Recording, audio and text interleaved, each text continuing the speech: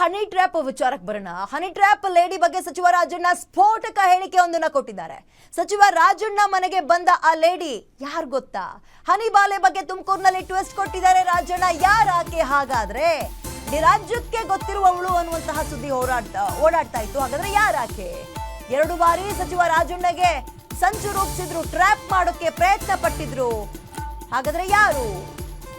ಮಧುಬಾಲೆ ಬಗ್ಗೆ ರಾಜಣ್ಣ ಕೊಡುವಂತಹ ದೂರಿನಲ್ಲಿ ಏನಿರುತ್ತೆ, ಯಾವ ಅಂಶಗಳಿರುತ್ತೆ, ಯಾರ ಕಡೆ ಅವಳು, ಆಕೆಯ ಉದ್ದೇಶ ಏನಾಗಿತ್ತು, ಎಷ್ಟು ಜನ ಇದ್ರು, ಹೇಗೆ ಟ್ರ್ಯಾಪ್ ಮಾಡೋಕ್ ಬಂದ್ರು?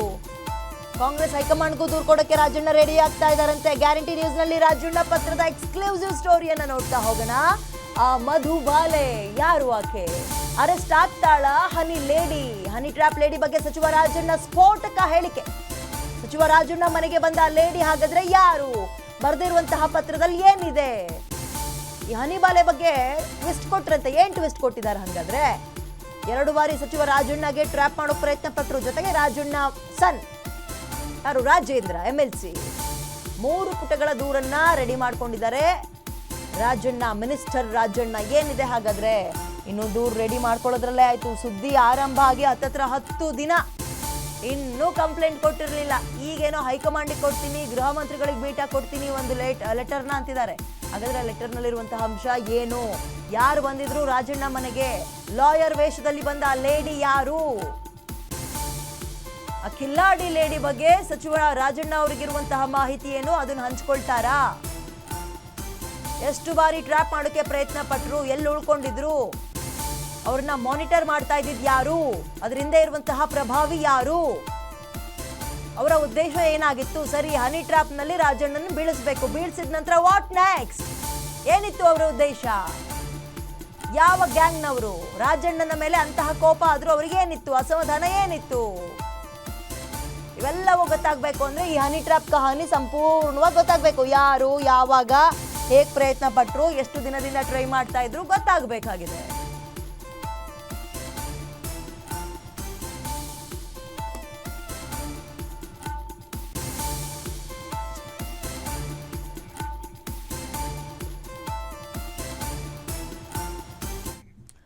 ಒಬ್ರಲ್ಲ 2 ಯುವತಿಯರಿಂದ ಹನಿ ಟ್ರ್ಯಾಪ್ ಪ್ರಯತ್ನ ನಡೆದಿದ್ದಂತೆ ರಾಜಣ್ಣ ಮತ್ತು ಅವರ ಮಗನ ವಿಚಾರದಲ್ಲಿ. ರಾಜಣ್ಣ ಹನಿ ಟ್ರ್ಯಾಪ್ ಮಾಡೋಕ್ ಬಂದಿದ್ದ 2 ಹೆಣ್ಣು ಮಕ್ಕಳು.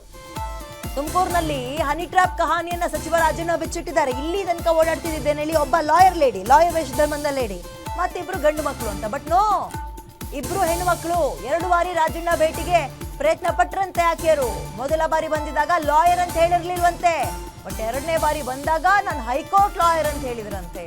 ಮಿರಮಿರಾ ಅಂತ ಮಿಂಚೋ ಟಾಪು ಜೀನ್ಸ್ ನಲ್ಲಿ ಬಂದಿದ್ರು, ಕಂಗೊಳಿಸ್ತಾ ಇದ್ರು. Blue top, blue jeans with makeup ಎಲ್ಲವನ್ನ ಹೇಳಿದ್ದಾರೆ ರಾಜಣ್ಣ. ನೆನ್ಪಿಟ್ಕೊಂಡಿದಾರಲ್ಲ, ಅದು ಶಬಾಷ್ ಅನ್ಬೇಕು. ಬ್ಲೂ ಟಾಪ್, ಬ್ಲೂ ಜೀನ್ಸ್ ಅಂತ ನೆನ್ಪಿಟ್ಕೊಂಡಿದ್ದಾರೆ ರಾಜಣ್ಣ. ಓಕೆ, ಇದೀಗ ವಿತ್ ಮೇಕಪ್ ಬಂದಿದ್ರು. ನಿಮ್ಮ ಬಳಿ ಪರ್ಸನಲ್ ಆಗಿ ಮಾತಾಡ್ಬೇಕು ಸರ್ ಅಂದಿದ್ರಂತೆ. ತುಂಬಾ ಗುಟ್ಟಾಗಿ ಮಾತಾಡ್ಬೇಕು ಸರ್ ಅಂತ ಕೇಳಿದ್ರಂತೆ. ಅದಕ್ಕೆ ಏನಮ್ಮ ಅಂತದ್ದು ಅಂತ ಅಲ್ಲೇ ರಾಜಣ್ಣ ಕೇಳಿದ್ರಂತೆ. ಏನೇ ಇದ್ರು ಇಲ್ಲೇ ಹೇಳಮ್ಮ ಅಂದಿದ್ರಂತೆ ಸಚಿವರು. ಕಿಲ್ಲಾಡಿ ಲೇಡಿ ಆ ಪ್ಲಾನ್ ಅನ್ನ ಸಚಿವ ರಾಜಣ್ಣ ಬಿಚ್ಚಿಡ್ತಾ ಇದ್ದಾರೆ. ಹಾಗಾದ್ರೆ ರಾಜಣ್ಣ ಬಳಿಗೆ ಬಂದಿದ್ದ ಆ ಲೇಡಿ ಯಾರು? ರಾಜಣ್ಣ ಕೊಡುವಂತಹ ದೂರಿನಲ್ಲಿ ಲೇಡಿ ಬಗ್ಗೆ ಇನ್ನು ಏನೆಲ್ಲ ಇರುತ್ತೆ ಡೀಟೇಲ್ಸ್ ಕುತೂಹಲ ಮೂಡಿಸ್ತಾ ಇದೆ ಸಚಿವ ರಾಜಣ್ಣ ಅವರ ದೂರು. ಬ್ಲೂ ಟಾಪ್ ಮತ್ತು ಬ್ಲೂ ಜೀನ್ಸ್ ವಿತ್ ಮೇಕಪ್ ಬಂದಿದ್ರು. ಸರ್, ನಾನು ನಿಮ್ಮ ಹತ್ರ ಪರ್ಸನಲ್ ಆಗಿ ಮಾತಾಡ್ಬೇಕು, ಇಲ್ಲಿ ನಿಂತ್ಕೊಂಡು ಮಾತಾಡುವಂತಹ ವಿಚಾರ ಅಲ್ಲ, ಟೈಮ್ ಕೊಡಿ ಸ್ವಲ್ಪ ಅಂದ್ರಂತೆ. ಅಂಥದ್ದೇನಿದೆ ಇಲ್ಲೇ ಹೇಳಮ್ಮ ಅಂದ್ರಂತೆ ರಾಜಣ್ಣ. ನಿಜವಾ ಇವೆಲ್ಲವೂ ಗೊತ್ತಾಗಬೇಕಾಗಿದೆ. ಗೊತ್ತಾಗಬೇಕು ಅಂದ್ರೆ ಏನಾಗಬೇಕು? ಮೊದಲು ಇವ್ರು ತಗೊಂಡೋಗಿ ದೂರು ಕೊಡಬೇಕು, ದೂರು ತನಿಖೆ ಆಗಬೇಕು, ಆಮೇಲೆ ಎಲ್ಲವೂ ಗೊತ್ತಾಗುತ್ತೆ. ಅಲ್ಲಿ ತನಕ ಅಂತೆ ಕಂತೆ. ಬ್ಲೂ ಜೀನ್ಸ್ ಹಾಕಿದ್ರಂತೆ, ಬ್ಲೂ ಟಾಪ್ ಹಾಕೊಂಡಿದ್ರಂತೆ, ಲಾಯರ್ ಅಂತ ಹೇಳ್ಕೊಂಡು ಬಂದ್ರಂತೆ, ಹೈಕೋರ್ಟ್ ಲಾಯರ್ಸ್ ಅಂತ ಅಂದ್ರಂತೆ, 3 ಜನ ಇದ್ರಂತೆ, 2 ಇದ್ರಂತೆ. ಇವೆಲ್ಲವೂ ಕೂಡ ಅಂತೆ ಕಂತೆಗಳಿಗೆ ಕ್ಲಾರಿಟಿ ಸಿಗೋದು ಯಾವಾಗ ಹೇಳಿ? ತನಿಖೆ ಆಗಬೇಕು. ಇದ್ರ ಬೆನ್ನಲ್ಲ ಇದೀಗ ಮತ್ತೊಂದು ಮಜಲನ್ನ ಈ ಪ್ರಕರಣ ತಲುಪ್ತಾ ಇದೆ. ಅದು ಹೈಕಮಾಂಡ್ಗೊಂದು ದೂರು ಮತ್ತು ಗೃಹ ಇಲಾಖೆಗೊಂದು. ರಾಜ್ಯದಲ್ಲಿ ದೂರನ್ನ ಕೊಡೋಕೆ ಮುಂದಾಗ್ತಾ ಇದ್ದಾರೆ. ರಾಜಣ್ಣ ಹನಿ ಟ್ರ್ಯಾಪ್ಗೆ 1 ಅಲ್ಲ 2 ಅಲ್ಲ ಸುಮಾರು 4 ಸಲ ಪ್ರಯತ್ನ ಪಟ್ಟಿದ್ರಂತೆ. 2 ಸಲ ರಾಜಣ್ಣ ಬಳಿ ಬಂದು ಹೋಗಿದ್ರು ಒಬ್ಬ ಯುವಕ, 2 ಬಾರಿ ರಾಜಣ್ಣ ಬಳಿ 2 ಯುವತಿಯರು ಬಂದು ಹೋಗಿದ್ದಾರೆ. ಓಕೆ, 1 ಅಲ್ಲ 2 ಅಲ್ಲ 4 ಸಲ. 4 ಸಲವೂ ಸೇಫ್ ಆಗ್ಬಿಟ್ರೆ ರಾಜಣ್ಣ. 4 ಸಲವೂ ಸೇಫ್ ಆದ್ರ? ಹಾಗಾದ್ರೆ 4 ಪುಟಗಳ ದೂರನ್ನ ರೆಡಿ ಮಾಡಿದರೆ ಸಚಿವ ರಾಜಣ್ಣ. ಯಾವುದೇ ಕ್ಷಣದಲ್ಲಿ ಬೇಕಾದ್ರೂ ದೂರನ್ನ ಕೊಡ್ತಾರಂತೆ ಸಚಿವ ರಾಜಣ್ಣ. ಅಪರಿಚಿತ ಯುವಕ ಯುವತಿ ಅಂತ ದೂರನ್ನ ಕೊಡಲು ಸಿದ್ಧತೆಯನ್ನ ನಡೆಸ್ಕೊಂಡಿದ್ದಾರೆ. ಅವರ ಫೋಟೋ ತೋರಿಸಿದ್ರೆ ಗುರುತಿಡಿತೀನಿ. ಅಲ್ಲ ಸರ್, ನಿಮ್ಮ ಮನೆಗಳಲ್ಲಿ ಒಂದು CC ಕ್ಯಾಮ್ರಾ ಇರಲ್ವಾ? ಎಂಥ ಚಿಕ್ಕ ಪುಟ್ಟ ಮನೆಯಲ್ಲೂ CC ಕ್ಯಾಮ್ರಾ ಇರ್ತಾರೆ. ಮನೆಗೆ ಬಂದು ಹೋಗಿರೋರ್ದು ಅವತ್ತಿನ ಡೇಟಿಂದ ಹಾಕಿದ್ರೆ ಮುಗೀತು. ಅವ್ರು ಯಾಕೆ ನಿಮಗೆ ಬಂದು ಫೋಟೋ ತೋರಿಸ್ಬೇಕು? ನೋಡಿ, ಇವ್ರು ಬಂದಿದ್ರು ಅಂತ ವಿಡಿಯೋ ಕ್ಲಿಪ್ ತಗೊಂಡೋಗಿ ಕೊಟ್ರೆ ಮುಗೀತಲ್ಲ ಅಲ್ಲಿಗೆ. ಇಷ್ಟೇ. ತುಮಕೂರಿನಲ್ಲಿ ಹನಿಬಾಲಿಯ ಕಹಾನಿಯನ್ನ ರಾಜಣ್ಣ ಬಿಚ್ಚಿಟ್ರಂತೆ. ಫೋಟೋ ತೋರಿಸಿದ್ರೆ ನಾನು ಗುರ್ತಿಡ್ತೀನಿ. ಇದೇನು ಸಿನಿಮಾನಾ? ಪೊಲೀಸರು ತಂದು ನೋಡಿ ಇದರಲ್ಲಿ ಯಾರು ಅಂತ ಅವ್ರು ಕೇಳಕ್ಕೆ ಇವರೇ ಬಂದಿದ್ರು ಅಂತ ಹೇಳಕ್ಕೆ ಇದೇನು ಸಿನಿಮಾನಾ? ಹರಿ ಗ್ಯಾಂಗ್ ವಿರುದ್ಧ ರೊಚ್ಚಿಗೆದ್ದಿದಾರಂತೆ ಸಚಿವ KN ರಾಜಣ್ಣ. ವಾಟ್ ನೆಕ್ಸ್ಟ್ ಆಗುತ್ತೆ? ಓಕೆ, ಅಗೇನ್ ಹನಿ ಟ್ರ್ಯಾಪ್ ಬಗ್ಗೆ ಪ್ರಸ್ತಾಪ ಮಾಡಿದ್ದಾರೆ ರಾಜಣ್ಣ. ಮಾಧ್ಯಮಗಳ ಮುಂದೆ ಮಾತಾಡಿದ್ದಾರೆ. ಏನ್ ಹೇಳಿದ್ರು ಕೇಳೋಣ ಬನ್ನಿ. ದೂರು ಕೊಟ್ಟ ಮೇಲೆ FIR ಆಗ್ತದೆ. FIR ನಿಮ್ ಕೈಲೇ ಸಿಗ್ತದಲ್ಲಪ್ಪ. ಅಲ್ಲ, ಏನದು ಅಟ್ಯಾಚ್ಮೆಂಟ್ ಆಗಿ ದಾಖಲೆಗಳು ನಿಮ್ಮ ಹತ್ರ? ಅಟ್ಯಾಚ್ಮೆಂಟ್ ಏನ್ ದಾಖಲೆ ಇಲ್ಲ, ಏನೆಲ್ಲ ನಡೀತು ಯಾವ ಅಂತ ಹೇಳಿ ಅದ್ರ ಬಗ್ಗೆ ಬರ್ದಿದ್ದೀನಿ ಅಷ್ಟೇ. ಸೆಷನ್ ಅಲ್ಲಿ ಮಾತಾಡಿರೋದು, ಸೆಷನ್ ಅಲ್ಲಿ ಮಾತಾಡಿರೋದು, ದೂರು ಕೊಡೋದು ವಿಧಾನ ಆಗಿರ್ತಕ್ಕಂಥದ್ದು, ಮತ್ತೆ ಯಾವ ಯಾವ ಸಂಗತಿಗಳು ಏನು ನಡೆದಿದ್ದಾವೆ ಎಲ್ಲನೂ ಕೂಡ ವಿವರವಾಗಿ 3 ಪೇಜ್ ಬರೆದಿದ್ದೀನಿ. ನಾನೇ ಬೆಳಿಗ್ಗೆ ಕೂತ್ಕೊಂಡು ಎಲ್ಲ ಬರ್ತಿದ್ದೀನಿ. ಬರೆದು ಅದನ್ನು ಕೊಡ್ತೇನೆ. ಆದರೆ ಮೆಟೀರಿಯಲ್ ಎವಿಡೆನ್ಸಸ್ಸು ಅವು ಇವು ನಾನು ಇದು ಏನೋ ಇವೆಲ್ಲ ನಡೀತಾ ಇದ್ದಾವೆ ಅಂದ್ಕೊಂಡು ಸುಮ್ಮನೆ ಉದಾಸೀನ ಮಾಡಿದ್ದೆ. ಯಾವಾಗ ವಿಧಾನಸಭೆಯಲ್ಲಿ ನನ್ನ ಹೆಸರು ಪ್ರಸ್ತಾಪ ಆದಮೇಲೆ ನಾನು ಇದ್ರ ಬಗ್ಗೆ ಹೆಚ್ಚು ಇದು ಮಾಡಿದೆ. ಮತ್ತು ನಮ್ಮಲ್ಲಿ CC ಕ್ಯಾಮ್ರಾ ಇದ್ದಾವೆ ನೋಡೋದು ಅಂತೇಳಿ ಟ್ರೈ ಮಾಡಿದೆ. ಮನೆಯಲ್ಲಿ CC ಕ್ಯಾಮ್ರಾಗಳು ಹಾಕಿಲ್ಲ ಬೆಂಗಳೂರಲ್ಲಿ. ಅದಿದ್ರೂ ಕೂಡ ಸ್ವಲ್ಪ ಅವ್ರು ಯಾರು ಬಂದಿರೋದು ಓದೋರು ಗುರ್ತು ಹೇಳ್ಬೋದಾಗಿತ್ತು. ಆಮೇಲೆ ಚೆಕ್ ಮಾಡಿಸ್ಲಿ ಇದೆಲ್ಲ ಘಟನೆ ಆದ್ಮೇಲೆ CC ಕ್ಯಾಮ್ರಾಗಳು ಜನಗಳಂತ ನಾನು ಮಾತ್ರ ಈಗ ಯಾರೋ ಅವತ್ತು ಬಂದು ಹೋಗಿರ್ತಾರೆ, ಅವ್ರನ್ನ ಪತ್ತೆ ಮಾಡಿ ಅವ್ರ ಮೇಲೆ ಕ್ರಮ ತಗೊಳ್ಳಿ ಅಂತ ಹೇಳ್ತೀನಿ ಹೊರತು ಮತ್ತೆ ಅದು ಅವರೇ ಸ್ವಯಂ ಮಾಡಿದಾರೋ ಅಥವಾ ಅವರಿಂದ ಇನ್ಯಾರನ್ನ ಇದ್ದಾರೋ ಏನು ಅದನ್ನ ನೀವು ಮಾಡಿ. ಅಲ್ಲಿ ಬಂದವರ ಹೆಸರು ಉಲ್ಲೇಖ ಮಾಡಿದ್ದೀವಿ. ಹೆಸರು ಗೊತ್ತಿರುತ್ತಾರೆ, ಅಪರಿಚಿತರು. ಎಷ್ಟು ಜನ ಅದು ಮೊದಲನೇ ಸತಿ ಹುಡುಗ ಬಂದಿದ್ದವನು 2 ಸರಿ ಬಂದಾಗ್ಲೂ ಅವನೇ ಕಾಮನ್. 2 ಸರಿ ಬಂದಾಗ ಹೆಣ್ಮಕ್ಳು ಬೇರೆ ಬೇರೆ. ಅಂದ್ರೆ ಏನು ಕೋಟ್ ಹಾಕೊಂಡು ಲಾಯರ್ ಟೈಪ್ ಅಂತ ಕೋಟ್ ಗೀಟ್ ಏನಿಲ್ಲ. ಅವರು ಎಲ್ಲ ಒಂದು ಜೀನ್ಸು ಒಂದು ಬ್ಲೂ ಇದ್ರದ್ದು ಟಾಪ್ ಎಲ್ಲ ಹಾಕೊಂಡಿದ್ರು. 2ನೇ ಸರಿ ಬಂದವರು ನಾನು ಹೈಕೋರ್ಟ್ ಲಾಯರ್ ಅಂತ ಹೇಳ್ಕೊಂಡಿದ್ರು. ಬಂದಿದ್ದೇನಪ್ಪ ಹೈಕೋರ್ಟ್ ಲಾಯರ್ ಅಂತ ಹೇಳಿದ್ದು? ಅಲ್ಲ, ಲೇಡಿನ ಸರ್, ಹೈಕೋರ್ಟ್ ಲಾಯರ್ ಅಂತ ಲೇಡಿ ಬರ್ದಿದ್ದಲ್ವೇನು? ಸರ್ 2 ಟೈಮು ಹೈಕೋರ್ಟ್ ಲಾಯರ್ ಅಂತಾನೆ ಬಂದಿದೆ. ಹೈಕೋರ್ಟ್ ವಕೀಲ ಇಲ್ಲ, ಫಸ್ಟ್ ಟೈಮ್ ಹೈಕೋರ್ಟ್ ಅಂತ ಹೇಳಿಲ್ಲ, ಲಾಯರ್ ಅಂತ. Second time lawyer. ಅಂದ್ರೆ ಏನು ಪರ್ಟಿಕ್ಯುಲರ್ ಕೇಸ್ ನಾನು ನಡೆಸ್ತೀನಿ ಕೇಸ್ ಅಲ್ಲ, ಏನೋ ಪರ್ಸನಲ್ ನಿಮ್ಮ ಹತ್ರ ಏನೋ ಬಹಳ ಗುಟ್ಟು ಮಾತಾಡ್ಬೇಕಿದೆ ಸರ್ ಅಂತ, ಬಹಳ ಇಂಪಾರ್ಟೆಂಟ್ ಗುಟ್ಟು ಮಾತಾಡ್ಬೇಕು. ದೂರು ಕೊಟ್ಟ ಮೇಲೆ FIR ಆಗ್ತದೆ. FIR ನಿಮ್ ಕೈಲೇ ಸಿಗ್ತದಲ್ಲಪ್ಪ. ಅಲ್ಲ, ಏನದು ಅಟ್ಯಾಚ್ಮೆಂಟ್ ಆಗಿ ದಾಖಲೆಗಳು ನಿಮ್ಮ ಹತ್ರ? ಅಟ್ಯಾಚ್ಮೆಂಟ್ ಏನ್ ದಾಖಲೆ ಇಲ್ಲ, ಏನೆಲ್ಲ ನಡೀತು ಯಾವ. ಈ ಹನಿ ಗ್ಯಾಂಗ್ ವಿರುದ್ಧ ಸಚಿವ KN ರಾಜಣ್ಣ ರೊಚ್ಚಿಗೆದ್ದಿದ್ದಾರಂತೆ. ಹನಿ ಟ್ರ್ಯಾಪ್ ಗ್ಯಾಂಗ್ ಅನ್ನ ಹೆಡೆಮುರಿ ಕಟ್ಟೋಕೆ ಮುಂದಾಗ್ತಾ ಇದ್ದಾರೆ ರಾಜಣ್ಣ ಅನ್ನೋ ಮಾಹಿತಿ. ಹನಿ ಟ್ರ್ಯಾಪ್ ಮಾಡಿದವರ ವಿರುದ್ಧ ಕಂಪ್ಲೇಂಟ್ ಕೊಡ್ತಾರಂತೆ ರಾಜಣ್ಣ. ಇವತ್ತೇ ಕೊಡ್ತಾರಂತೆ. ಗುಡ್, ಏನೇ ಆಗ್ಲಿ ಇವತ್ತೇ ದೂರು ಕೊಡ್ತೀನಿ ಅಂತ ಇದ್ದಾರೆ.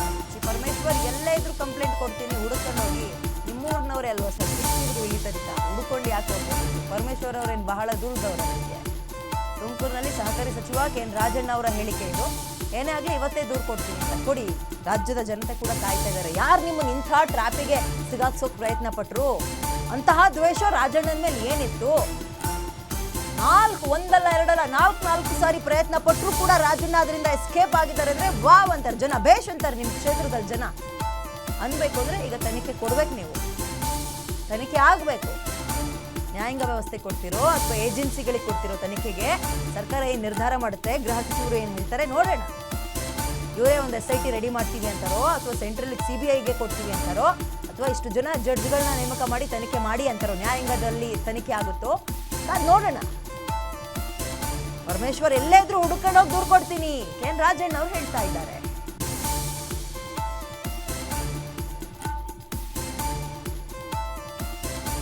CC ಕ್ಯಾಮ್ರಾದ ಫುಟೇಜ್ ಕೊಡೋಣ ಅನ್ಕೊಂಡ್ರಂತೆ. ಪಾಪ ಅವ್ರ ಮೇಲೆ CCTVನೇ ಹಾಕ್ಸಿರ್ಲಿಲ್ವಂತ. ಈಗ ಗೊತ್ತಾಯ್ತಂತ ರಾಜಣ್ಣಗೆ.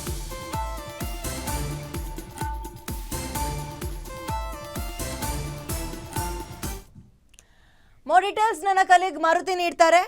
ಲೈವಿಗೆ ಜಾಯ್ನ್ ಆಗ್ತಾ ಇದ್ದಾರೆ. ಮಾರುತಿ, ಅಂತೂ ಇಂತೂ ಈ ಹನಿ ಟ್ರ್ಯಾಪ್ಗೆ ಒಂದು ಇತಿಶ್ರೀ ಹಾಡೋಕೆ ಅಥವಾ ಕಂಪ್ಲೇಂಟ್ ಕೊಡೋಕೆ ಕಾಲ ಕೂಡಿ ಬಂತು, ಮುಹೂರ್ತ ಕೂಡಿ ಬಂತು ಅಂತ ಅಂದ್ಕೊಳ್ಳೋದಾ? ವಿದ್ಯಾ, ಇವತ್ತು ಸ್ವತಃ ಸಚಿವ ರಾಜಣ್ಣ ಅವರೇ ಮಾತಾಡಿರುವಂಥದ್ದು. ಇವತ್ತು ನಾನು ಅಧಿಕೃತವಾಗಿ ಪರಮೇಶ್ವರ್ ಅವರನ್ನು ಭೇಟಿ ಮಾಡಿ ನನ್ನನ್ನು ಯಾವ ರೀತಿಯಾಗಿ ಹನಿ ಟ್ರ್ಯಾಪ್ ಬಳೆಗೆ ಬೀಳಿಸೋದಕ್ಕೆ ಆ ಹುಡುಗಿ ಬಂದಿದ್ಲು, ಇದಕ್ಕೆ ಸಂಬಂಧಪಟ್ಟಂತೆ ಸುದೀರ್ಘವಾದಂತಹ 4 ಪುಟಗಳ ಪತ್ರವನ್ನು ಬರೆದಿದ್ದೀನಿ. ಅಂದರೆ ದೂರಿನಲ್ಲಿ ಉಲ್ಲೇಖ ಮಾಡಿದ್ದೀನಿ ಏನೆಲ್ಲ ವಿಚಾರಗಳು ನಡೆದವು, ಏನು ಹೇಳ್ಕೊಂಡು ಬಂದಿದ್ರು, ಮೊದಲು ನಾನು ಯಾವ ವೃತ್ತಿಯನ್ನು ಮಾಡ್ತಿದ್ದೀನಿ ಅಂತ ಹೇಳಿದ್ರು, ಈ ಎಲ್ಲ ವಿಚಾರಗಳನ್ನು ಉಲ್ಲೇಖ ಮಾಡಿರುವಂಥ ಒಂದು ದೂರಿನ ಪ್ರತಿಯನ್ನು ರಾಜಣ್ಣ ಅವರು ರೆಡಿ ಮಾಡ್ಕೊಂಡಿದ್ದಾರೆ. ರಾಜಣ್ಣ ಹಾಗೂ ರಾಜೇಂದ್ರ ಇಬ್ಬರೂ ಕೂಡ ಗೃಹ ಸಚಿವ ಪರಮೇಶ್ವರ್ ಅವರನ್ನು ಇವತ್ತು ಬೆಂಗಳೂರಲ್ಲಿ ಭೇಟಿ ಮಾಡಿ ದೂರು ಕೊಡೋದಕ್ಕೆ ತಯಾರಿಯನ್ನು ನಡೆಸಿದ್ದಾರೆ. ಆದರೆ ಈ ವಿಚಾರ ಪ್ರಸ್ತಾಪ ಆಗಿದ್ದು ಕಳೆದ ಗುರುವಾರ, ಅಂದರೆ ಈಗ ಇನ್ನೇನು 2 ದಿನ ಕಳೆದರೆ 1 ವಾರ ಕಳೆದೋಗುತ್ತೆ. ಗುರುವಾರವೇ ಅಧಿಕೃತವಾಗಿ ಇದಕ್ಕೆ ಸಂಬಂಧಪಟ್ಟಂತೆ ನ್ಯಾಯಾಂಗ ತನಿಖೆಯನ್ನು ಮಾಡಬೇಕು ಅನ್ನುವಂಥ ಒಂದು ಒತ್ತಾಯವನ್ನು ವಿಪಕ್ಷಗಳಾಗಿರುವಂತಹ BJP ಮತ್ತು JDS ನಾಯಕರು ಮಾಡಿದರು. ಅದರ ಜೊತೆಗೆ ಕಾಂಗ್ರೆಸ್ನ ಕೆಲವೊಂದಷ್ಟು ಶಾಸಕರು ಕೂಡ ಇದನ್ನು ಹೇಳಿದರು. ಆದರೆ ಸರ್ಕಾರಕ್ಕೆ ಈ ಪ್ರಕರಣ ದಿನದಿಂದ ದಿನಕ್ಕೆ ಮುಜುಗರ ತರಿಸುವಂಥ ಒಂದು ರೀತಿಯಲ್ಲಿ ವಾತಾವರಣ ಕ್ರಿಯೇಟ್ ಆಯಿತು. ಕಾಂಗ್ರೆಸ್ ಹೈಕಮಾಂಡೇ ಎಂಟ್ರಿ ಆಗಿ ಸದ್ಯಕ್ಕೆ ಈ ಪ್ರಕರಣದಲ್ಲಿ ಅಳೆದು ತೂಗಿ ಹೆಜ್ಜೆಯನ್ನು ಇಡಿ ಅನ್ನುವಂಥ ಒಂದು ಸಂದೇಶವನ್ನು ಮುಖ್ಯಮಂತ್ರಿ ಸಿದ್ದರಾಮಯ್ಯ ಗೃಹ ಸಚಿವ ಪರಮೇಶ್ವರ್ ಅವರಿಗೆ ಕೊಟ್ಟಿದ್ದರು. ಆದರೂ ಕೂಡ ರಾಜ್ಯ ಕಾಂಗ್ರೆಸ್ಸಲ್ಲಿ ಆಗ್ತಾ ಇರುವಂತಹ ಈ ಬಣಬಡಾಟ ಜೊತೆಗೆ ಒಂದು ಬಣದ ಕೈವಾಡ ಇದೆ ಅನ್ನುವಂಥ ಒಂದು ರೀತಿಯಲ್ಲಿ ಸಿದ್ದರಾಮಯ್ಯ ಅವರ ಬಣದವರು ಹೇಳ್ತಾ ಇರುವಂಥದ್ದು. ಹೀಗಾಗಿ ಕೊನೆಗೂ ಕೂಡ ರಾಜಣ್ಣ ಹಾಗೂ ರಾಜೇಂದ್ರ ಇಬ್ಬರು ದೂರು ಕೊಡೋದಕ್ಕೆ ಮನಸ್ಸು ಮಾಡಿದ್ದಾರೆ ಅನ್ನುವಂಥ ಒಂದು ಮಾಹಿತಿ ಸಿಕ್ಕಿರುವಂಥದ್ದು. ಬಹುತೇಕ ಇಂದು ಸಂಜೆ ಒಳಗಾಗಿ ಈ ಹನಿ ಟ್ರ್ಯಾಪ್ ಪ್ರಕರಣಕ್ಕೆ ಸಂಬಂಧಪಟ್ಟಂತೆ ಗೃಹ ಸಚಿವ ಪರಮೇಶ್ವರ್ ಅವರಿಗೆ ಉಭಯ ನಾಯಕರು ಭೇಟಿ ಮಾಡಿ ದೂರನ್ನು ಕೊಡ್ತಾರೆ. ಆದರೆ ಆ ದೂರು ಕೊಡುವಂಥ ಒಂದು ಸಂದರ್ಭದಲ್ಲಿ ಇದು ಕೇವಲ ಪರಮೇಶ್ವರ್ ಅವರ ಜೇಬಲ್ಲಿ ಆ ದೂರಿನ ಪ್ರತಿಯನ್ನು ಇಟ್ಕೊಳ್ಳೋದಕ್ಕಷ್ಟೇ ಸೀಮಿತ ಆಗುತ್ತಾ, ಇಲ್ಲವೇ ಇದು ಪೊಲೀಸ್ ತನಿಖೆಗೆ ವಹಿಸ್ತಾರ ಅನ್ನುವಂಥದ್ದನ್ನು ಕಾದು ನೋಡಬೇಕಾಗಿದೆ. ಯಾಕಂತ ಹೇಳಿದ್ರೆ ಯಾವುದೇ ಒಬ್ಬ ಸಂತ್ರಸ್ತ ಯಾರೇ ಒಬ್ಬರು ಈ ರೀತಿಯಾಗಿ ಹನಿ ಟ್ರ್ಯಾಪ್ ಆಗಿದೆ ಅನ್ನುವಂಥ ಒಂದು ಆರೋಪವನ್ನು ಮಾಡಿದಾಗ ಯಾರೋ ಗೃಹ ಸಚಿವರಿಗೋ ಮುಖ್ಯಮಂತ್ರಿಗೋ ಮತ್ತಾರಿಗೋ ಇಲ್ಲವೇ ಪಕ್ಷದ ರಾಜ್ಯಾಧ್ಯಕ್ಷರಿಗೋ ಹೈಕಮಾಂಡ್ಗೂ ಕೊಟ್ಟರೆ ಅದಕ್ಕೆ ಯಾವುದೇ ಅರ್ಥ ಸಿಗೋದಿಲ್ಲ. ಅದು ಎಲ್ಲಾಗಿತ್ತೋ ಆ ಸಂಬಂಧಪಟ್ಟಂತಹ ಜುರಿಸ್ಡಿಕ್ಷನ್ ಪೊಲೀಸ್ ಸ್ಟೇಷನಲ್ಲಿ ದೂರು ಕೊಡಬೇಕಾಗುತ್ತೆ. ಇಲ್ಲ ಅಂತ ಹೇಳಿದ್ರೆ ಒಂದು ವೇಳೆ ಬೆಂಗಳೂರಿನಲ್ಲಾದರೆ ಬೆಂಗಳೂರು ಪೊಲೀಸ್ ಕಮಿಷನರ್ ಇಲ್ಲವೇ DGPವರೆಗೂ ಕೂಡ, ಅಂದರೆ ಗೃಹ ಇಲಾಖೆ ವ್ಯಾಪ್ತಿಯಲ್ಲಿ ಬರುವಂತಹ ಅಧಿಕಾರಿಗಳಿಗೆ ದೂರನ್ನು ಕೊಟ್ಟಿದ್ರೆ ಅದಕ್ಕೊಂದು ಅರ್ಥ ಬರ್ತಾ ಇತ್ತು. ಆದರೆ ಪರಮೇಶ್ವರ್ ಅವರಿಗೆ ದೂರು ಕೊಡೋದ್ರಿಂದ ಮತ್ತೆ ಕಾಂಗ್ರೆಸ್ ಹೈಕಮಾಂಡ್ ಎಂಟ್ರಿ ಆಗಿ ಇದನ್ನ ಯಾವ ರೀತಿಯ ತಿರುವನ್ನು ಪಡ್ಕೊಳ್ಳುತ್ತೋ ಗೊತ್ತಿಲ್ಲ. ಯಾಕಂತ ಹೇಳಿದ್ರೆ ಸಹಜವಾಗಿ ಹನಿ ಟ್ರ್ಯಾಪ್ ಅನ್ನುವಂಥದ್ದು ಬಹಳ ಸೂಕ್ಷ್ಮವಾದ ವಿಚಾರ. ಇದರಲ್ಲಿ ಅವರು ಟ್ರ್ಯಾಪ್ಗೆ ಪ್ರಯತ್ನ ಪಟ್ಟರು, ಇವರು ಬಟ್ ಸೇಫ್ ಆದ್ರು ಅಂದ್ರೆ ಫೈನ್, ಎಲ್ಲವೂ ಓಕೆ. ಇನ್ ಕೇಸ್ ಏನಾದರೂ ಟ್ರ್ಯಾಪ್ ಗೀಪ್ ಆಗಿದ್ರೆ ಮಾನ ಮರ್ಯಾದೆ ಹೋಗ್ತಿತ್ತು ಕ್ಷೇತ್ರದಲ್ಲಿ. ಜನತೆ ಮುಂದೆ ತಲೆ ಎತ್ಕೊಂಡು ಓಡಾಡಕ್ ಆಗ್ತಾ ಇರಲಿಲ್ಲ. ಇಂತಹ ಗಂಭೀರವಾದ ವಿಚಾರವನ್ನು ಅವತ್ತು ಕಂಪ್ಲೇಂಟ್ ಕೊಡ್ತೀನಿ, ಇವಾಗ ಕೊಡ್ತೀನಿ, ಮಧ್ಯಾಹ್ನ ಕೊಡ್ತೀನಿ, ಈಗಲೇ ಕೊಟ್ಬಿಡ್ತೀನಿ, ನಾಳೆ ಕೊಡ್ತೀನಿ, ಯಾಕೆ ಈ ರೀತಿಯಾಗಿ ಎಳ್ದಾಡ್ತಾ ಇದ್ದಾರೆ? ಈಗ ಟ್ರ್ಯಾಪ್ ಆಗಿದಾರೋ ಇಲ್ವಾ ಅನ್ನುವಂಥದ್ದನ್ನು ಟ್ರ್ಯಾಪ್ ಮಾಡಿದವ್ರು ಹೇಳಬೇಕು, ಇಲ್ಲ ಟ್ರ್ಯಾಪ್ ಆಗಿರುವಂಥವ್ರು ಹೇಳಬೇಕು. ಇದನ್ನು ಸ್ಪಷ್ಟವಾಗಿ ರಾಜಣ್ಣ ಅವರು ಹೇಳ್ತಿಲ್ಲ, ರಾಜೇಂದ್ರ ಅವರು ಕೂಡ ಹೇಳ್ತಾ ಇಲ್ಲ ಟ್ರ್ಯಾಪ್ ಆಗಿದ್ದೀವಾ ಇಲ್ವಾ ಅಂತ. ಆದರೆ ನಮ್ಮ ಮೇಲೆ ಅಂಥದ್ದೊಂದು ಪ್ರಯತ್ನ ಆಗಿದೆ ಅನ್ನುವಂಥದ್ದನ್ನು ಅಷ್ಟೇ ಹೇಳ್ತಾ ಇದ್ದಾರೆ. ಆದರೆ ಒಂದು ಗುಮಾನಿ, ಒಂದು ಗುಸುಗುಸು ಚರ್ಚೆ ಆಗ್ತಾ ಇರುವಂಥದ್ದು, ಬಹುತೇಕ ರಾಜೇಂದ್ರ ಅವರ ಟ್ರ್ಯಾಪ್ ಆಗಿದ್ದಾರೆ ಅನ್ನುವಂಥ ಒಂದು ಚರ್ಚೆ ರಾಜಕೀಯ ಪಡಸಾಲೆಯಲ್ಲಿ ಹೆಚ್ಚು ಇದರ ಬಗ್ಗೆ ಚರ್ಚೆ ಆಗ್ತಿದೆ. ಆ ಆತಂಕದಲ್ಲಿಯೇ ಆ ಇಡೀ ಕುಟುಂಬ ಇದ್ದಂತೆ ಕಾಣಿಸ್ತಾ ಇದೆ. ಹೀಗಾಗಿ ಒಂದು ವೇಳೆ ನಾವು ದೂರು ಕೊಟ್ಟರೆ ಯಾವ ರೀತಿಯಾಗಿ ಪರಿಣಾಮಗಳು ಆಗಬಹುದು, ಏಕಾಏಕಿ ಒಂದು ವೇಳೆ ಅದು ಹೊರಗಡೆ ಬಂದರೆ ಮತ್ತೆ ಕುಟುಂಬಕ್ಕೆ ಯಾವ ರೀತಿಯಾಗಿ ಹಾನಿ ಆಗ್ಬೋದು, ಎಲ್ಲ ಲೆಕ್ಕಾಚಾರಗಳನ್ನು ಇಟ್ಕೊಂಡೇ ಅವರು ದೂರು ಕೊಡೋದಕ್ಕೆ ಹಿಂದೆ ಮುಂದೆ ಮಾಡ್ತಿರ್ಬೋದು. ಜೊತೆಗೆ ಕಾಂಗ್ರೆಸ್ ಹೈಕಮಾಂಡ್ಗೂ ಕೂಡ ಈ ಪ್ರಕರಣ ಭಾಳಷ್ಟು ದೊಡ್ಡ ಮಟ್ಟದ ಒಂದು ನಷ್ಟ, ಪಕ್ಷಕ್ಕೆ ಒಂದಷ್ಟು ಡ್ಯಾಮೇಜ್ ತರ್ತಿದೆ ಅನ್ನುವಂಥ ಒಂದು ಆತಂಕ ಇರುವಂಥದ್ದು ಕೇವಲ ಕರ್ನಾಟಕಕ್ಕಷ್ಟೇ ಸೀಮಿತ ಅಲ್ಲದೆ ಇಡೀ ದೇಶದಲ್ಲಿ ಚರ್ಚೆ ಆಗ್ತಾ ಇದೆ. ಯಾಕಂತ ಹೇಳಿದ್ರೆ ರಾಜಣ್ಣ ಅವರೇ ಅವತ್ತು ಗುರುವಾರ ಈ ವಿಚಾರವನ್ನು ಪ್ರಸ್ತಾಪ ಮಾಡಿದಾಗ ಕೇವಲ ಕರ್ನಾಟಕದ ರಾಜಕಾರಣಿಗಳು ಅಷ್ಟೇ ಅಲ್ಲ, ಬೇರೆ ಬೇರೆ ರಾಜ್ಯಗಳ ರಾಜಕಾರಣಿಗಳು ಜೊತೆಗೆ ದೆಹಲಿಯಲ್ಲಿ ರಾಜಕಾರಣ ಮಾಡ್ತಾ ಇರುವಂಥವರ CD ಗಳು ಮತ್ತು ಪೆನ್ಡ್ರೈವ್ಗಳು ಕೂಡ ಇದ್ದಾವೆ ಅನ್ನುವಂಥ ಒಂದು ಬಹಿರಂಗವಾದಂಥ ಒಂದು ಹೇಳಿಕೆಯನ್ನು ಕೊಟ್ಟಿದ್ದರು. ಹೀಗಾಗಿ ಇದು ರಾಷ್ಟ್ರ ಮಟ್ಟದಲ್ಲಿ ಚರ್ಚೆ ಆಗೋದಕ್ಕೂ ಕೂಡ ಕಾರಣ ಆಗಿರುವಂಥದ್ದು. ಈ ಹಿನ್ನೆಲೆಯಲ್ಲಿ ಕಾಂಗ್ರೆಸ್ ಹೈಕಮಾಂಡ್ಗೆ ಇಡೀ ದೇಶದಲ್ಲಿ ಚರ್ಚೆ ಆಗ್ತಿರೋದ್ರಿಂದ ಮುಂದಿನ ದಿನಗಳಲ್ಲಿ ಪಕ್ಷಕ್ಕೆ ಹೆಚ್ಚು ಡ್ಯಾಮೇಜ್ ಆಗ್ತಲೇ ಹೋಗುತ್ತೆ. ಹೀಗಾಗಿ ಇದಕ್ಕೆ ಇತಿಶ್ರೀ ಆಡಬೇಕು ಅನ್ನುವಂಥ ಒಂದು ನಿರ್ಧಾರಕ್ಕೆ ಕಾಂಗ್ರೆಸ್ ಹೈಕಮಾಂಡ್ ಬಂದಂತೆ ಕಾಣಿಸ್ತಾ ಇದೆ. ಈ ಹಿನ್ನೆಲೆಯಲ್ಲಿ ACC ಅಧ್ಯಕ್ಷ ಮತ್ತು ರಾಜಣ್ಣನ ಮಗಂಗೆ ನಾವು ಟ್ರ್ಯಾಪ್ ಆಗಿದೀವಾ ಇಲ್ವಾ ಅನ್ನೋದ್ರ ಬಗ್ಗೆ ಅನುಮಾನ ಇದೆ ಅಂತನಾ? ಅದ್ರ ಬಗ್ಗೆ ಕ್ಲಾರಿಟಿ ಇಲ್ಲ, ಅದಕ್ಕೆ ಹಿಂದೆ ಮುಂದೆ ನೋಡ್ತಾ ಇದ್ದಾರೆ ದೂರು ಕೊಡೋಕೆ ಅಂತನಾ? ಈಗ ಟ್ರ್ಯಾಪ್ ಆಗಿದ್ರೂ ಕೂಡ ಬಹಿರಂಗವಾಗಿ ಬಂದು ಹೇಳ್ಕೊಳ್ಳುವಂಥದ್ದು ಕಷ್ಟ. ಒಂದು ವೇಳೆ ಟ್ರ್ಯಾಪ್ ಆದ್ವಿ ಅಂತ ಹೇಳ್ಕೊಂಡ್ರೆ ಹೇಗೆ ಟ್ರ್ಯಾಪ್ ಆದರೆ ಅಂದರೆ ಇವ್ರು ಇದೇ ಕೆಲಸ ಮಾಡ್ತಿದ್ರಾ? ಕ್ಷೇತ್ರದ ಜನರನ್ನು ಮರೆತು ಕ್ಷೇತ್ರದ ಸಮಸ್ಯೆಗಳನ್ನು ಬಗೆಹರಿಸೋದನ್ನು ಬಿಟ್ಟು ಈ ರೀತಿಯಾದಂಥ ಒಂದು ಪ್ರಶ್ನೆಗಳು ಹೆಚ್ಚು ಹೆಚ್ಚು ಸೃಷ್ಟಿಯಾಗೋದಕ್ಕೆ ಕಾರಣ ಆಗುತ್ತೆ. ಇಂಥ ಒಂದು ಪ್ರಶ್ನೆಗಳನ್ನು ಕೂಡ ಕೇಳೋದಕ್ಕೆ ಕಾರಣ ಆಗುತ್ತೆ. ಯಾರು ಕೂಡ ಅದನ್ನು ಬಹಿರಂಗವಾಗಿ ಹೇಳ್ಕೊಳ್ಳೋದಕ್ಕೆ ಬರೋದಿಲ್ಲ. ಅದು ಇವತ್ತು ರಾಜಣ್ಣ ಆಗಿರ್ಬೋದು, ರಾಜೇಂದ್ರ ಆಗಿರ್ಬೋದು, ಆ ಸ್ಥಾನದಲ್ಲಿ ನಾಳೆ ಬೆಳಗ್ಗೆ ಬೇರೆ ಯಾವ ರಾಜಕಾರಣ ಇದ್ದರೂ ಕೂಡ ಬಹುತೇಕರ ಸಿಡಿಗಳು ಪೆನ್ಡ್ರೈವ್ಗಳು ಕೂಡ ಇದ್ದಾವೆ.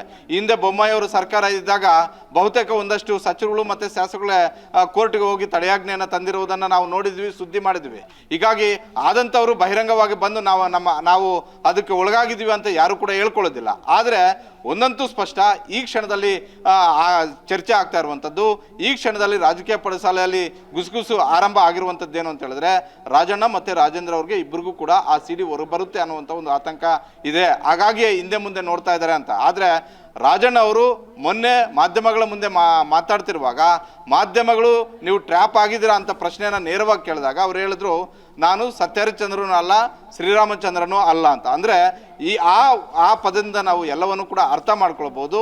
ಇದರಲ್ಲಿ ಬಹುತೇಕ ರಾಜಣ್ಣ ಮತ್ತು ರಾಜೇಂದ್ರ ಇಬ್ಬರೂ ಕೂಡ ಟ್ರ್ಯಾಪ್ ಆದ್ರ ಅಂತ. ನಾನು ಆಗಿದ್ದಾರೆ ಅಂತ ನಾನು ಹೇಳ್ತಿಲ್ಲ. ಅದನ್ನು ರಾಜೇಂದ್ರ ಹೇಳಬೇಕು, ಇಲ್ಲ ರಾಜಣ್ಣ ಅವರು ಹೇಳಬೇಕು, ಇಲ್ಲ ಮಾಡಿದಂಥ ಟೀಮ್ ಹೇಳಬೇಕು. ಹೀಗಾಗಿ ಆ ಆತಂಕದಲ್ಲಿ ಆ ಕುಟುಂಬ ಇದ್ದಂತೆ ಕಾಣಿಸ್ತಾ ಇದೆ. ಅದರಲ್ಲೂ ಇಬ್ಬರ ನಾಯಕರು ಕೂಡ ಇದ್ದಂತೆ ಕಾಣಿಸ್ತಾ ಇದ್ದಾರೆ.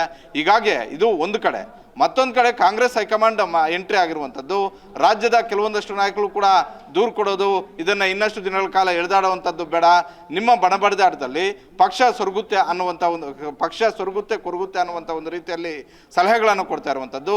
ಹೀಗಾಗಿ ದೂರು ಕೊಡೋದಕ್ಕೆ ವಿಳಂಬ ಆಗ್ತಾ ಇದೆ. ಬಹುತೇಕ ಇವತ್ತು Parameshwara again sorry for the interrupt. ಹಾಗಾದ್ರೆ ಸುಮ್ಮನೆ ಇರ್ಲಾರ್ದವರು ಇರ್ವೇ ಬಿಟ್ಕೊಂಡ್ರು ನಂಗಾಗಿದೆ ಕಾಂಗ್ರೆಸ್ ಪರಿಸ್ಥಿತಿ. ಪಕ್ಷದ ಚೌಕಟ್ಟಲ್ಲಿ ಚರ್ಚೆ ಮಾಡ್ಕೊಳ್ಬೇಕಾಗಿರೋ ವಿಚಾರವನ್ನ ಅಧಿವೇಶನದಲ್ಲಿ, ಅದರಲ್ಲೂ ವಿರೋಧಿ ಪಕ್ಷಗಳ ಬಣಗಳ ಮುಂದೆ ಇವರು ಪ್ರಸ್ತಾಪ ಮಾಡ್ಕೊಂಡಿದ್ದಾರೆ. ಈಗ ಇವ್ರು ಸುಮ್ಮನಾದ್ರು ಅವ್ರು ಸುಮ್ಮನಾಗ್ತಾರಾ? ಬಿಜೆಪಿ ಅವ್ರು ಸುಮ್ಮನಾಗ್ತಾರೆ ಅನ್ಕೊಂಡಿದ್ದಾರಾ? ರಾಜಣ್ಣ, ರಾಜೇಂದ್ರ, ಇನ್ಯಾರೇ ಇರ್ಬೋದು ಅದರಲ್ಲಿ? ಇಲ್ಲ, ಇದು ಮೂರೂ ಪಕ್ಷದವ್ರಿಗೂ ಕೂಡ ಇದಕ್ಕೊಂದು ಇತಿಶ್ರೀ ಆಡಬೇಕು ಅನ್ನುವಂಥ ಒಂದು ರೀತಿಯಲ್ಲಿ ಮೊದಲಿಂದಲೂ ಕೂಡ ಚರ್ಚೆ ಇತ್ತು. ಯಾಕಂತ ಹೇಳಿದ್ರೆ ಮೂರೂ ಪಕ್ಷದ ನಾಯಕರುಗಳ ವಿರುದ್ಧ ಇಂಥ ಒಂದು ಟೀಮ್, ಇದು ಇವತ್ತು ಒಂದು ಟೀಮ್ ಮಾಡಿರ್ಬೋದು. ಈ ಹಿಂದೆ ಬೊಮ್ಮಾಯಿ ಅವ್ರ ಸರ್ಕಾರ ಇದ್ದಾಗ ಬೇರೆ ಟೀಮ್ ಆಕ್ಟಿವ್ ಆಗಿತ್ತು. ಬಹುತೇಕ ಒಂದಷ್ಟು ಪ್ರಭಾವಿ ಮಿನಿಸ್ಟರ್ಗಳನ್ನು ಅನಿಟ್ರ್ಯಾಪ್ ಮಾಡುವಂಥ ಒಂದು ಕೆಲಸ ಅವತ್ತು ಕೂಡ ಆಗಿತ್ತು. ಹೀಗಾಗಿ ಸುಮಾರು 8ಕ್ಕೂ ಅಧಿಕ ಸಚಿವರುಗಳು ನೇರವಾಗಿ ಕೋರ್ಟ್ಗೆ ಹೋಗಿ ತಡೆಯಾಜ್ಞೆಯನ್ನು ತೆಗೆದುಕೊಂಡು ಬಂದಿದ್ದಾರೆ. ಅಂದರೆ ಯಾವುದೇ ರೀತಿಯಾದಂಥ ಒಂದು ಅಶ್ಲೀಲ ಸಿಡಿ ವಿಡಿಯೋಗಳನ್ನು ಪ್ರಸಾರ ಮಾಡೋದು ಇರುವಂತ ಒಂದು ರೀತಿಯಲ್ಲಿ ಮಾಧ್ಯಮಗಳು ಹಾಗೂ ಟಿವಿ ಮಾಧ್ಯಮಗಳಾಗಿರ್ಬೋದು, ಪೇಪರ್ಗಳಲ್ಲಿ ಆ ಸುದ್ದಿಗಳು ಬರದೇ ಇರುವಂತ ಒಂದು ರೀತಿಯಲ್ಲಿ ತಡೆಯಾಜ್ಞೆಯನ್ನು ತೆಗೆದುಕೊಂಡು ಬಂದಿದ್ರು. ಇವತ್ತು ಕೂಡ ಆ ತಡೆಯಾಜ್ಞೆ ಮುಂದುವರೆದಿದೆ. ಇದು ಕಾಂಗ್ರೆಸ್ಗೂ ಬೇಕಾಗಿತ್ತು, ಬಿಜೆಪಿಗೂ ಬೇಕಾಗಿತ್ತು, JDSಗೂ ಬೇಕಾಗಿತ್ತು. ಇದರ ಹಿಂದೆ ಯಾರಿದ್ದಾರೆ ಅದನ್ನ ಹಿಡಿಯುವಂತ ಒಂದು ಕೆಲಸ. ಜೊತೆಗೆ ಇದು ಈ ರೀತಿಯಾಗಿ ಬ್ಲಾಕ್ ಮೇಲ್ ಪೊಲಿಟಿಕ್ಸ್ ಮಾಡುವಂಥವ್ರನ್ನ ಅಣಿಬೇಕು ಅನ್ನುವಂತಹ ಒಂದು ಲೆಕ್ಕಾಚಾರ ಮೊದಲಿಂದಲೂ ಕೂಡ ಇತ್ತು. ಹೀಗಾಗಿ ಕಳೆದ ಗುರುವಾರ ಈ ಸಬ್ಜೆಕ್ಟನ್ನು ತೆಗೆದುಕೊಂಡು ಬಂದಿದ್ದು ಕಾಂಗ್ರೆಸ್ ಅವರಲ್ಲ. ಕಾಂಗ್ರೆಸ್ ರಾಜಣ್ಣ ಅವರು ಈ ವಿಚಾರವನ್ನು ಮುಖ್ಯಮಂತ್ರಿ ಸಿದ್ದರಾಮಯ್ಯ ಹಾಗೂ ಗೃಹ ಸಚಿವ ಪರಮೇಶ್ವರ್ ಅವರ ಮುಂದೆ ಇಟ್ಟಾಗ ಸಹಜವಾಗಿ ಆಗ ರಾಜಣ್ಣ ಮತ್ತು ಬೈರತಿ ಸುರೇಶ್ ಸೇರಿದಂತೆ ಹಲವು ಶಾಸಕರು ಇದನ್ನು ನಾವು ಪ್ರಸ್ತಾಪ ಮಾಡಬಾರ್ದು, ವಿರೋಧ ಪಕ್ಷದ ನಾಯಕರುಗಳಿಂದಲೋ ಇಲ್ಲ ವಿರೋಧ ಪಕ್ಷದ ಶಾಸಕಗಳಿಂದ ಪ್ರಸ್ತಾಪ ಮಾಡಿ ಇದನ್ನು ಚರ್ಚೆಗೆ ಅವಕಾಶವನ್ನು ಮಾಡಿಕೊಡ್ಬೇಕು ಅಂತ ಪ್ಲಾನ್ ಮಾಡಿಕೊಂಡೆ. ಅವತ್ತು ಯತ್ನಾಳ್ ಅವರು ಮಾತಾಡ್ತಿರುವಂಥ ಒಂದು ಸಂದರ್ಭದಲ್ಲಿ ಆ ಸಂದೇಶವನ್ನು ಕಳಿಸ್ಕೊಟ್ರು. ಆ ಸಂದೇಶದ ಆಧಾರದ ಮೇಲೆ ಯಾವಾಗ ಕಾಂಗ್ರೆಸ್ ಕಡೆಯಿಂದ ಆಡಳಿತ ಪಕ್ಷದ ಕಡೆಯಿಂದ ಆ ಚೀಟಿ ಬಂತು, ಆ ಚೀಟಿಯನ್ನು ನೋಡಿದ ತಕ್ಷಣವೇ ಯತ್ನಾಳ್ ಅವರು ಆ ವಿಚಾರವನ್ನು ಪ್ರಸ್ತಾಪ ಮಾಡಿದ್ರು. ಯತ್ನಾಳ್ ಅವರು ಆ ವಿಚಾರ ಪ್ರಸ್ತಾಪ ಮಾಡೋದಕ್ಕೂ ಕೂಡ ಒಂದು ಪ್ರಮುಖವಾದಂಥ ಒಂದು ಕಾರಣ ಇದೆ. ಬಿಜೆಪಿಯ ಅವಧಿಯಲ್ಲಿ ಬಿಜೆಪಿಯಲ್ಲಿರುವಂತಹ ಕೆಲವೊಂದಷ್ಟು ನಾಯಕರು, ಬಿಜೆಪಿ ಆಡಳಿತ ಮಾಡ್ತಿದ್ದಂತಹ ಕೆಲವೊಂದಷ್ಟು ಸಚಿವರುಗಳ ಸಿಡಿ ಮತ್ತೆ ಪೆನ್ಡ್ರೈವ್ಗಳನ್ನು ಮಾಡ್ಕೊಂಡಿದ್ರು, ಅನಿಟ್ರ್ಯಾಪ್ ಮಾಡಿದ್ರು, ಅದರ ಹಿಂದೆ ಇದ್ರು ಅನ್ನುವಂತಹ ಒಂದು ಚರ್ಚೆ ಇತ್ತು. ಹಾಗಾಗಿ ಅವತ್ತು ರಾಜಣ್ಣ ಅವರು ಕೇವಲ ಕಾಂಗ್ರೆಸ್ ಅಲ್ಲಿ ಅಷ್ಟೇ ಅಲ್ಲ ಬಿಜೆಪಿಯಲ್ಲೂ ಕೂಡ ಇದೆ ಅಂದಾಗ ಯತ್ನಾಳ್ ಅವರೇ ಅದನ್ನು ಒಪ್ಕೊಳ್ತಾರೆ, ನಮ್ಮಲ್ಲೂ ಕೂಡ ಅಂಥದ್ದೊಂದು ಫ್ಯಾಕ್ಟ್ರಿ ಇದೆ ಅಂತ. ನಿನ್ನೆನೂ ಕೂಡ ಅದಕ್ಕೆ ಸಾಥ್ ಕೊಡುವಂಥ ಒಂದು ರೀತಿಯಲ್ಲಿ ಯತ್ನಾಳ್ ಅವರು ಆ ಹೇಳಿಕೆಯನ್ನು ಕೊಟ್ಟಿದ್ದಾರೆ. ಒಟ್ಟಾರೆ ಇದು ಮೂರೂ ಪಕ್ಷದಲ್ಲೂ ಕೂಡ ಈ ಒಂದು ಆತಂಕ ಇತ್ತು. ಬಹುತೇಕ ನಾಯಕರುಗಳು ರಾಜಕೀಯವಾಗಿ ನೀವು ಏನು ಬೇಕಿದ್ರು ಮಾಡಿ, ಒಬ್ಬನನ್ನು ಸೋಲಿಸಬೇಕು ಅಂತ, ಒಬ್ಬ ರಾಜಕಾರಣಿಯನ್ನು ಸೋಲಿಸಬೇಕಂತ ಹೇಳಿದಾಗ ನೀವು ನಿಮ್ಮ ಸಿದ್ಧಾಂತ ಇಲ್ಲವೇ ಬೇರೆ ಬೇರೆ ವಿಚಾರಗಳನ್ನು ಪ್ರಸ್ತಾಪ ಮಾಡಿ ಆತನನ್ನು ಸೋಲಿಸೋದು ಬೇರೆ. ಆದರೆ ಇಂಥ ಪೆನ್ಡ್ರೈವ್ ಸಿಡಿ ಇಟ್ಟುಕೊಂಡು ರಾಜಕಾರಣ ಮಾಡೋದಾದ್ರೆ ನಾವು ರಾಜಕಾರಣದಲ್ಲಿ ಮುಂದುವರಿಯೋದು ಹೇಗೆ ಅನ್ನುವಂಥ ಒಂದು ಚರ್ಚೆಗಳು ಆರಂಭ ಆಗಿದ್ದು. ಹೀಗಾಗಿ ಮೂರೂ ಪಕ್ಷದವರಿಗೂ ಕೂಡ ಈ ವಿಚಾರ ಸದನದಲ್ಲಿ ಪ್ರಸ್ತಾಪ ಮಾಡುವಂಥ ಒಂದು ಅಗತ್ಯತೆ ಇತ್ತು. ಅದಕ್ಕೆ ಕಾರಣ ಆಗಿದ್ದು ರಾಜಣ್ಣ ಪ್ರಕರಣ. ಅದನ್ನು ಪ್ರಸ್ತಾಪ ಮಾಡಿದ್ದು ಯತ್ನಾಳ್. ಮರುತಿ, ನಾವು ಇದಕ್ಕೆ ಇನ್ನೊಂದು ಆಂಗಲ್ ಕೊಡ್ಕೋಬೋದಾ? ಬೆಳಗಾವಿಯ ಸಾಹುಕಾರರು ರಾಜಣ್ಣನನ್ನ ಬಳಸ್ಕೊಂಡ್ರು, ಅವರ ಬೇಳೆ ಬೇಯಿಸ್ಕೊಳ್ಳೋಕೆ ಅನ್ಕೋಬೋದಾ? ಯಾಕಂತ ಹೇಳಿದ್ರೆ ಯತ್ನಾಳ್ ಅವರು ವಿಚಾರ ಪ್ರಸ್ತಾಪ ಮಾಡಿದ್ರು, ಅವ್ರ ಕೈಗೆ ಒಂದು ಚೀಟಿ ಬಂದು ಸಿಕ್ತು. ಅದೇ ಯತ್ನಾಳ್ ಬಣದಲ್ಲಿ ರಮೇಶ್ ಜಾರಕಿಹೊಳಿ ಗುರುತಿಸ್ಕೊಳ್ತಾರೆ, ಮತ್ತು ಸಚಿವ ರಾಜಣ್ಣ ಅವರ ಗ್ಯಾಂಗ್ನಲ್ಲಿ ಅಥವಾ ಸಿದ್ದರಾಮಯ್ಯ ಆಪ್ತ ಬಣದಲ್ಲಿ ಸತೀಶ್ ಜಾರಕಿಹೊಳಿ ಗುರುತಿಸ್ಕೊಳ್ತಾರೆ. ಸೊ ಇದೀಗ ಜಾರಕಿಹೊಳಿ ಬ್ರದರ್ಸ್ ರಾಜಣ್ಣ ಅವ್ರನ್ನ ಮುಂದಕ್ಕೆ ಬಿಟ್ಟು ಆಳವನ್ನ ನೋಡಿದ್ರು, ಬಾವಿಗೆ ತಳ್ಳಿ ಆಳ ನೋಡಿದ್ರು ಅಂತ ತಗೊಳ್ಬೋದಾ? ಚರ್ಚೆ ಮಾಡ್ಬೋದಾ? ಯೋಚನೆ ಮಾಡ್ಬೋದಾ? ಒಂದು ಅವಕಾಶವನ್ನ ಜಾರಕಿಹೊಳಿ ಬ್ರದರ್ಸ್ ಪಡ್ಕೊಂಡಿರ್ಬೋದು, ಆದರೆ ಅದನ್ನು ಅಷ್ಟೊಂದು ತೀರಾ ಅಷ್ಟೊಂದು ಡೆಪ್ತ್ ಆಗಿ ಯೋಚನೆ ಮಾಡಿರ್ತಾರೆ ಅಂತ ನನಗನ್ನಿಸ್ತಾ ಇಲ್ಲ. ಯಾಕಂತ ಹೇಳಿದ್ರೆ ಸತೀಶ್ ಜಾರಕಿಹೊಳಿ ಅವರು ಕಳೆದ ಒಂದು ವರ್ಷಗಳಿಂದಲೂ ಕೂಡ ಫೋನ್ ಕದ್ದಾಲಿಕೆ ವಿಚಾರ ಆಗಿರ್ಬೋದು, ಈ ಹನಿ ಟ್ರ್ಯಾಪ್ ಮಾಡ್ತಾ ಇರುವಂಥ ಒಂದು ವಿಚಾರಗಳಾಗಿರ್ಬೋದು, ಆಗಿಂದಾಗೆ ಕೇವಲ ಕಾಂಗ್ರೆಸ್ ಅವರಂತ ಅವ್ರು ಹೇಳ್ತಿರ್ಲಿಲ್ಲ, ಮೂರು ಪಕ್ಷಗಳಲ್ಲೂ ಕೂಡ ಇಂಥ ಒಂದು ಬೆಳವಣಿಗೆಗಳು ಆಗ್ತಾ ಇದ್ದಾವೆ, ರಾಜಕಾರಣಿಗಳು ಎಚ್ಚೆತ್ತುಕೊಂಡು ಇರಬೇಕು ಅನ್ನುವಂಥ ಒಂದು ರೀತಿಯಲ್ಲಿ ಹೇಳಿಕೆಗಳನ್ನು ಕೊಡ್ತಾ ಇದ್ರು. ನೀವು ಹೇಳ್ತಿರೋ ಹಂಗೆ ರಮೇಶ್ ಜಾರಕಿಹೊಳಿ ಅವರು ಅವತ್ತು ಹನಿ ಟ್ರ್ಯಾಪ್ ಆದರು, ಹಾಗಾಗಿ ಜಾರಕಿಹೊಳಿ ಬ್ರದರ್ಸ್ ರಾಜಣ್ಣ ಅವರನ್ನು ಇಟ್ಕೊಂಡು ಈ ರೀತಿಯಾಗಿ ಗೇಮ್ ಪ್ಲಾನ್ ಮಾಡಿದ್ರು ಅಂತ ಹೇಳಿದ್ರೆ ನಾನು ಅದನ್ನು ಅಷ್ಟೊಂದು ನೇರವಾಗಿ ಒಪ್ಕೊಳ್ಳೋದಕ್ಕೆ ರೆಡಿ ಇಲ್ಲ. ಯಾಕಂತ ಹೇಳಿದ್ರೆ ಒಂದು ವೇಳೆ ನೀವು ಹೇಳ್ದಂತೆ ಆಗಿದ್ರೆ ರಮೇಶ್ ಜಾರಕಿಹೊಳಿ ಅವರೇ ಸದನದಲ್ಲಿ ಇರ್ತಿದ್ರು, ಇದರ ಹಿಂದೆ ಇರುವಂತಹ ಆ ಮಹಾನ್ ನಾಯಕನ ಬಗ್ಗೆನೂ ಮಾತಾಡ್ತಾ ಇದ್ರು, ಬೇರೆ ಬೇರೆಯವ್ರ ಬಗ್ಗೆನೂ ಕೂಡ ಮಾತಾಡ್ತಿದ್ರು. ರಮೇಶ್ ಜಾರಕಿಹೊಳಿ ಅವರು ಎಂದೂ ಕೂಡ ಈ ಇತ್ತೀಚೆಗೆ ಆಗ್ತಿರುವಂತಹ ಚರ್ಚೆಗಳಲ್ಲಿ ಬರಲಿಲ್ಲ. ಯತ್ನಾಳ್ ಅವರು ಯಾಕೆ ಪ್ರಸ್ತಾಪ ಮಾಡಿದ್ರು ಅಂತ ಹೇಳಿದ್ರೆ ಯತ್ನಾಳ್ ಅವರು ಮುಂದಕ್ಕೆ ಬರಲಿಲ್ಲ. ಬಟ್ ಈ ಹನಿ ಟ್ರ್ಯಾಪ್ ವಿಚಾರ ಪ್ರಸ್ತಾಪ ಮಾಡಿದ ಸಚಿವರಲ್ಲಿ ಮೊದಲಿಗನೇ ಸತೀಶ್ ಜಾರಕಿಹೊಳಿ ಅಲ್ವಾ ಮಾರ್ತಿ? ಸತೀಶ್ ಜಾರಕಿಹೊಳಿ ಇವತ್ತು ನಿನ್ನೆಯಿಂದ ಇದನ್ನು ಹೇಳ್ತಿಲ್ಲ. ರಮೇಶ್ ಜಾರಕಿಹೊಳಿ ಅವರ ಕೇಸ್ ಆಗಿ ಅದಾದ ಬಳಿಕವೂ ಕೂಡ ಕಾಂಗ್ರೆಸ್ ಸರ್ಕಾರ ಅಧಿಕಾರಕ್ಕೆ ಬಂದ ಬಳಿಕ 2-3 ಬಾರಿ ಹನಿ ಟ್ರ್ಯಾಪ್ ಆಗಿರ್ಬೋದು, ಫೋನ್ ಕದ್ದಾಳಿಕೆ, ನಾನು ಹಿಂದೆನೂ ಕೂಡ ಹೇಳಿದ್ದೆ, ಹನಿ ಟ್ರ್ಯಾಪ್ ಹಾಗೂ ಫೋನ್ ಕದ್ದಾಳಿಕೆ ಎರಡೂ ವಿಚಾರಗಳನ್ನು ಪದೇ ಪದೇ ಹೇಳುವಂತಹ ಕೆಲಸವನ್ನು ಸತೀಶ್ ಜಾರಕಿಹೊಳಿ ಅವರು ಮಾಡಿದರು. ಆದರೆ ಅವತ್ತು ಈ ರೀತಿಯಾಗಿ ಯಾರೂ ಕೂಡ ಬಹಿರಂಗವಾಗಿ ಹೊರಗಡೆಗೆ ಬಂದಿರಲಿಲ್ಲ ನಮ್ದು ಆಗ್ತಿದೆ ಅಂತ. ಆದರೆ ಯಾವಾಗ ನಾಯಕತ್ವ ಬದಲಾವಣೆ ವಿಚಾರಗಳು ಹೆಚ್ಚು ಚರ್ಚೆಗೆ ಬಂದವು, ಎಲ್ಲೋ ಒಂದು ಕಡೆ ಇಷ್ಟು ದಿನಗಳ ಕಾಲ ಸುಮ್ಮನಿದ್ದಂತಹ ಒಂದು ಟೀಮ್ ಅಲರ್ಟ್ ಆಯಿತು. ಕೆಲವೊಂದಷ್ಟು ಮಂತ್ರಿಗಳನ್ನು ಟಾರ್ಗೆಟ್ ಮಾಡಿ ಆ ಮಂತ್ರಿಗಳನ್ನು ಹನಿ ಟ್ರ್ಯಾಪ್ ಬಲೆಗೆ ಬೀಳಿಸಿದ್ರು ಅನ್ನುವಂಥ ಒಂದು ಮಾಹಿತಿ ಬೆಳಕಿಗೆ ಬಂತು. ಜೊತೆಗೆ ಇವರು ಕೂಡ ಅಲರ್ಟ್ ಆದರು. ನಾವು ಪದೇ ಪದೇ ಹೇಳಿಕೆಗಳನ್ನು ಕೊಡ್ತಾ ಇದ್ವಿ, ಒಂದು ಬಣದವರು ಬೇರೆ ರೀತಿಯಾಗಿ ನಮ್ಮನ್ನು ರಾಜಕೀಯವಾಗಿ ಎಣೆಯಬಹುದಾ ಅನ್ನುವಂತಹ ರೀತಿಯಲ್ಲಿ ಯೋಚನೆ ಮಾಡಿದ್ರು. ಆ ಸಂದರ್ಭದಲ್ಲಿ ರಾಜಣ್ಣ ಅವ್ರಿಗೆ ಆ ಹುಡುಗಿ ಹೋಗಿ ಪರಿಚಯ ಮಾಡ್ಕೊಳಕ್ ಹೋಗ್ತಾಳೆ, ಎಲ್ಲ ಬೆಳವಣಿಗೆಗಳಾಗ್ತವೆ. ಎಸ್, ಧನ್ಯವಾದ ಡೀಟೇಲ್ಸ್ಗೆ. ಇದೀಗ ಹನಿ ಟ್ರ್ಯಾಪ್ ವಿಚಾರ ಮತ್ತೆ ಮುನ್ನೆಲೆಗೆ ಬರ್ತಾ ಇದೆ. ಯಾಕೆ ಮುನ್ನೆಲೆಗೆ ಬರ್ತಾ ಇದೆ ಅಂದರೆ ಈಗ ಫೈನಲಿ ದೂರು ಕೊಡುವಂತಹ ಹಂತಕ್ಕೆ ರಾಜಣ್ಣ ಅವರು ಬಂದಿದ್ದಾರೆ. ತನಿಖೆ ಆಗಲಿ, ಗೃಹ ಸಚಿವರು ಇವತ್ತು ಎಲ್ಲೇ ಇರಲಿ ಅವ್ರನ್ನ ಹುಡ್ಕೊಂಡೋಗಿ ಭೇಟಿ ಆಗ್ತೀನಿ ಅಂದ್ರಂತೆ. ನಿಮ್ಮೂರಲ್ಲೇ ಇದ್ರು ಇಲ್ಲಿ ತನಕ. ಆಮೇಲೆ ಬೆಂಗಳೂರಿನಲ್ಲಿ ಸೆಷನಲ್ಲಿ ಎದ್ರೆ ಬೆಳಗಾದ್ರೆ ಸಾಕು ಎದುರಿಗೆ ಸಿಗ್ತಾ ಇದ್ರು, ಅವಾಗ ಕೊಡಲಿಲ್ಲ, ಬಟ್ ಈಗೇನೋ ಕೊಡ್ತಾರಂತೆ. ಕೆಲ ಮಾಧ್ಯಮದವ್ರು ಕೇಳಿದ ಪ್ರಶ್ನೆಗೆ CCTV ಫುಟೇಜ್ ಏನೂ ಇಲ್ವಾ ಸರ್ ಅನ್ನಕ್ಕೆ ನಮ್ಮನೆಗೆ CCTVನೇ ಹಾಕ್ಸಿಲ್ಲ ಅಂದ್ಬಿಟ್ರು ರಾಜಣ್ಣ ಅತ್ತಗೆ. ಮುಗಿತಲ್ಲ ಅಲ್ಲಿಗೆ, CCTVನೇ ಹಾಕಿಲ್ಲ. ಬಟ್ ಪೊಲೀಸ್ರೆ ಅವ್ರದ್ದಾದ್ರೂ ಒಂದಷ್ಟೇನೋ ಫೋಟೋ ತರಿಸ್ಲಿ, ಬೇಕಾದ್ರೆ ಅದರಲ್ಲಿ ಅವರಲ್ಲ ಇವರಲ್ಲ ಅವರು ಅಂತ ಗುರ್ತಿಡ್ತೀನಿ, ಬ್ಲೂ ಟಾಪ್ ಬ್ಲೂ ಜೀನ್ಸೇ ಹಾಕೊಂಡು ಬಂದಿದ್ರು, ಈ ರೀತಿಯ ಹೇಳಿಕೆ ಕೊಡ್ತಾ ಇದ್ದಾರೆ. ಕೆಲವೇ ಕ್ಷಣಗಳಲ್ಲಿ ಗೃಹ ಸಚಿವರಿಗೆ ರಾಜಣ್ಣ ದೂರು ಕೊಡ್ತಾರೆ. What next? ಸರಿ, ದೂರು ಕೊಡ್ತಾರೆ. ಮುಂದಕ್ಕೆ ದೂರು ಕೊಡೋಕೆ ಹೊರಟಿದ್ದಾರೆ. ತುಮಕೂರಿನಿಂದ ರಾಜಣ್ಣ ಹನಿ ಟ್ರ್ಯಾಪ್ ವಿಚಾರಕ್ಕೆ ಸಂಬಂಧಪಟ್ಟಂತೆ 4 ಪುಟಗಳ ದೂರಂತೆ. ಆ ಪ್ರತಿನ ತಗೊಂಡು ರಾಜಣ್ಣ ಬೆಂಗಳೂರು ಕಡೆಗೆ ಬರ್ತಾ ಇದ್ದಾರೆ. ಗೃಹ ಸಚಿವರು ಇದ್ದಲ್ಲಿಗೆ ಹೋಗಿ ದೂರು ಕೊಡ್ತಾರಂತೆ. ರಾಜಣ್ಣ ಬೆಂಗಳೂರಿಗೆ ಬರ್ತಾರೆ. ಆ 4 ಪುಟಗಳಲ್ಲಿ ಹನಿ ಕುರಿತು ಎಳೆಯಾಗಿ ವಿವರಿಸಿದ್ದಾರೆ ರಾಜಣ್ಣ. ಇವತ್ತು ಸಂಜೆ ಒಳಗೆ ಸ್ಫೋಟಗೊಳ್ಳುತ್ತಂತೆ ಹನಿ ಟ್ರ್ಯಾಪ್ ಸತ್ಯ ಹೌದಾ, ಯಾರಾಕೆ, ಅದರಿಂದಿರುವಂತಹ ಪ್ರಭಾವಿ ಯಾರು? ಕೆಲವೇ ಕ್ಷಣಗಳಲ್ಲಿ ಗೃಹ ಸಚಿವರಿಗೆ ರಾಜಣ್ಣ ದೂರು ಕೊಡ್ತಾರೆ. ಹಾಗಾದ್ರೆ ರಾಜ್ಯ ರಾಜಕೀಯದಲ್ಲಿ ಇಲ್ಲಿ ತನಕ ಹೊಲಸೆದ್ದೋಗಿದ್ದ ಹನಿ ಟ್ರ್ಯಾಪ್ ವಿಚಾರಕ್ಕೆ ಒಂದು ಇತಿಶ್ರೀ ಆಡ್ತಾರಾ? ಯಾರು ಇದೆಲ್ಲದರ ಹಿಂದೆ ಇರುವಂತದ್ದು ಅನ್ನೋದು ಗೊತ್ತಾಗುತ್ತಾ? ಗೃಹ ಸಚಿವರಿಗೆ ಏನೋ ಬಂದು ದೂರು ಕೊಡ್ತಾರೆ, ಮುಂದಕ್ಕೇನೋ